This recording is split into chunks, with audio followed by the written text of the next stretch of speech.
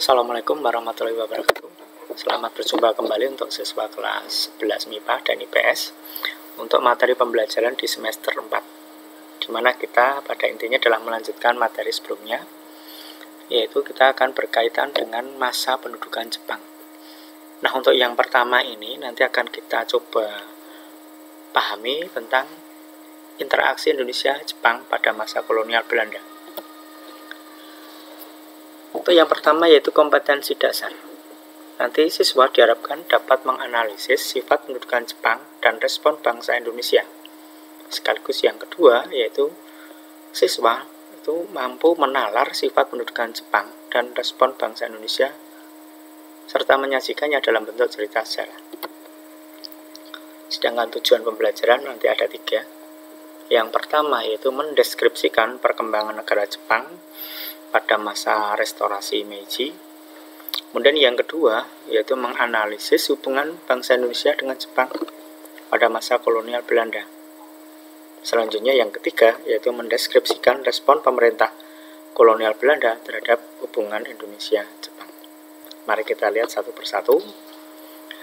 Di sini ada lampiran gambar peta wilayah pendudukan Jepang tidak hanya di Indonesia tapi untuk di Asia Tenggara. Kita bisa melihat selain Indonesia, Jepang itu juga mampu menguasai Semenanjung Malaya yang nanti menjadi Malaysia, dan ditambah dengan Singapura, Filipina, kemudian Thailand.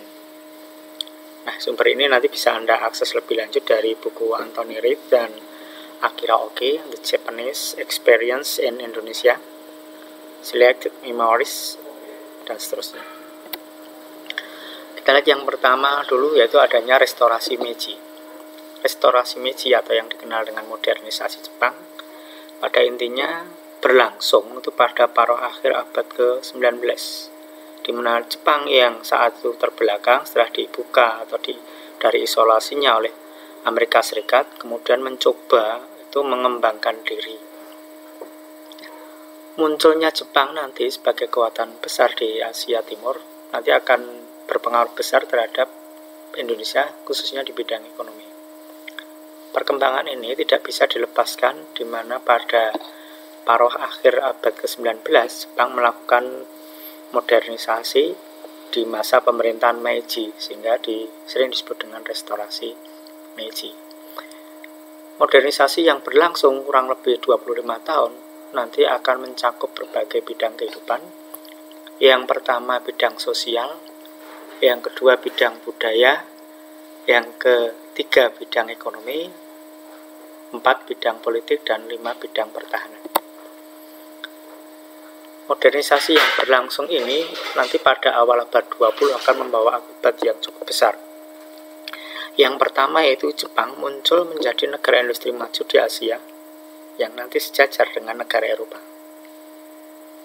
Dan yang kedua, karena nanti menjadi negara industri yang maju, maka Jepang itu jelas membutuhkan banyak hal kaitannya untuk menjaga keberlangsungan industrinya.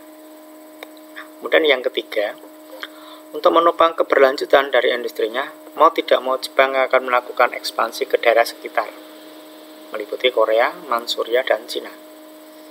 Dan yang keempat, ternyata dari ekspansi ke daerah sekitarnya Jepang itu masih mengalami semacam kekurangan, sehingga mau tidak mau dia akan berekspansi ke arah selatan dengan konsekuensi akan berhadapan dengan beberapa negara Eropa yang saat itu memiliki jajahan di Asia.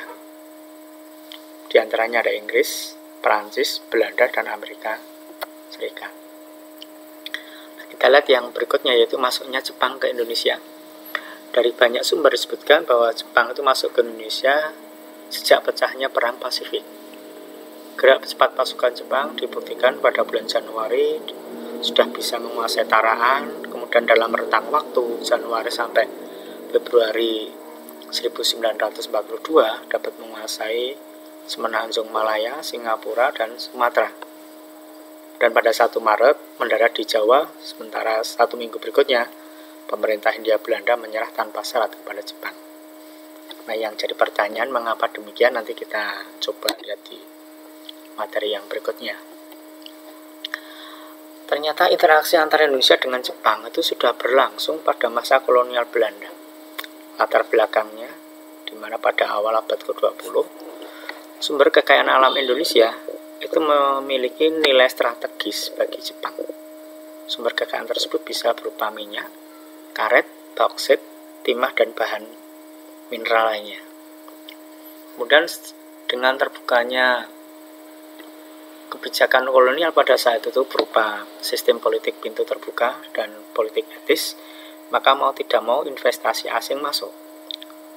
Dalam hal ini nanti modal dari swasta Jepang yang ditanamkan di Hindia Belanda akan mengalir, dan umumnya itu bergerak di bidang industri, pertambangan, dan transportasi laut.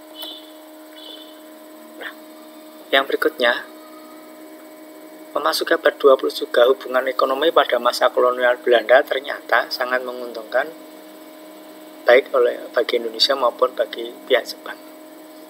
Jepang mengimpor gula dan minyak dari Indonesia, sedangkan Indonesia mengimpor barang konsumsi yang harganya murah dari Jepang. Kita bisa lihat pada periode 1918 sampai 1925, ekspor Indonesia ke Jepang lebih besar dibanding impornya. Sementara pada periode 1925 sampai 1928, perbandingan ekspor-impor adalah seimbang. Sementara sejak tahun 1928, pembelian Jepang dari Indonesia menurun, sedangkan impor Indonesia dari Jepang tetap tinggi. Nah, yang jadi pertanyaan, mengapa impor Jepang ini menurun? Depresi ekonomi tahun 1930, Jepang akan banyak mendapatkan kesempatan untuk menanamkan modalnya ke Indonesia. Upaya Jepang dalam melakukan penetrasi ekonomi mendapatkan banyak simpati dari rakyat Indonesia. Utamanya, masuknya barang konsumsi dari Jepang yang harganya murah, kualitasnya baik, sementara pelayanan toko juga sopan. Ini nampak nanti dari persentase impor Indonesia yang sangat jauh dari ekspor. Kita lihat hubungan Indonesia dengan Jepang itu berlangsung pada 3 hal. Yang pertama di bidang politik, ada interaksi antara tokoh pergerakan kebangsaan saat itu dengan melakukan hubungan rahasia dengan pejabat Jepang. Ingat, Jepang ingin mewujudkan konsep Hago-Issho yang disampaikan pada awal abad ke-20. Sementara yang kedua, interaksi bidang sosial budaya. Jepang melihat ada perkembangan Islam yang cukup menonjol di akhir kolonial Belanda, sehingga akan mendorong munculnya kegiatan yang menunjukkan kalau Jepang itu terkesan melindungi Islam. Dan yang ketiga, dalam bidang keagamaan, pemuda Jepang itu banyak dikirim ke wilayah Arab untuk belajar Islam dan menerbitkan jurnal berbahasa Arab. Bahkan pada tahun 1939, sesaat pada adanya Perang Dunia Kedua di Eropa, Jepang itu mengadakan pameran Islam. Hal ini untuk menarik simpati dari kalangan Islam. Nah, ini sudah kita bahas tadi di depan. Sekarang kita lihat bagaimana reaksi pemerintah kolonial Belanda. Pemerintah kolonial Belanda itu berusaha untuk menghambat perkembangan dari Jepang dengan mengeluarkan satu peraturan yang namanya Indische Staatsrechtling tahun 1927, terutama untuk melindungi industri tekstil. Kemudian kebijakan di bidang perekonomian juga dilahirkan beberapa undang-undang, bisa Anda baca.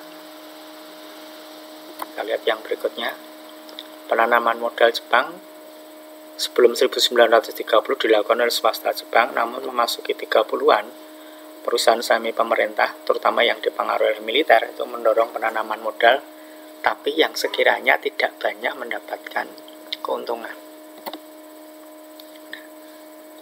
Sementara di tahun 39 sampai 41, dengan pecahnya perang Eropa, atau perang dunia II di Eropa, nanti membawa kesulitan besar bagi pemerintah Hindia Belanda. Perang yang nanti menjalar di kawasan Asia Pasifik nanti akan diawali dengan penyerbuan Jepang atas Pearl Harbor di bulan Desember 1941. Nah, dengan demikian kita bisa mengambil kesimpulan bahwa yang pertama, Jepang di tahun 1960-an melakukan modernisasi di segala kehidupan dengan dikenal dengan restorasi Meiji. Sementara yang kedua, hubungan ekonomi antara Indonesia dengan Jepang telah berlangsung pada masa kolonial, baik di bidang ekonomi, sosial, budaya maupun keagamaan. Sementara yang ketiga, pemerintah kolonial Belanda mencoba menghambat perkembangan hubungan Indonesia-Jepang tapi mengalami kegagalan hingga pecah Perang Dunia yang kedua. Untuk memperdalam materi ini, Anda bisa membaca buku lebih lanjut. Ada 1, 2, 3, dan seterusnya, silahkan bisa dipelajari.